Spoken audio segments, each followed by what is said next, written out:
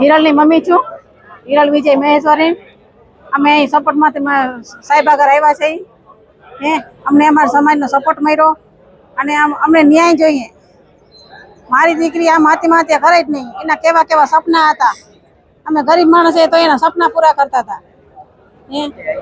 હાલતા અહીંયા અમે ન્યાય માંગવા આવ્યા એસપી કચેરીએ, અમને ન્યાય દ્યો હે। કાર્યવાહી ચાલુ છે એમ કે છે।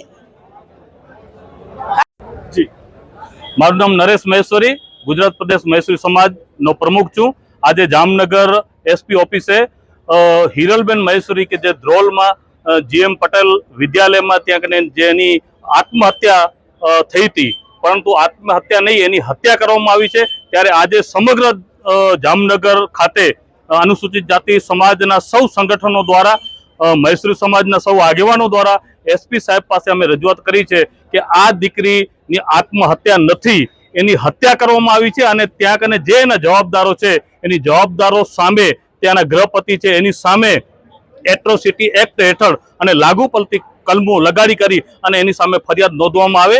એસપી સાહેબે અમને સાંત્વના આપી છે, 5 દિવસનો સમય આપ્યો છે। 5 દિવસ અને એક ટીમ પણ બનાવવામાં આવી છે અને એ ટીમને આ તપાસ સોંપવામાં આવી છે। ત્યારે અમે એસપી સાહેબ અને પોલીસ તંત્ર ઉપર આજે ફરી વિશ્વાસ કરી અને 5 દિવસનો એટલે 25 તારીખનો સમય આપ્યો છે। 25 તારીખ પાછળ પણ અગર જવાબદારો સામે કોઈ ગુનો નોંધવામાં નહીં આવે તો સમગ્ર ગુજરાતમાં હિરલબેન મહેશ્વરીના પરિવારને ન્યાય આપવા માટે સમગ્ર ગુજરાતમાં આંદોલન થશે।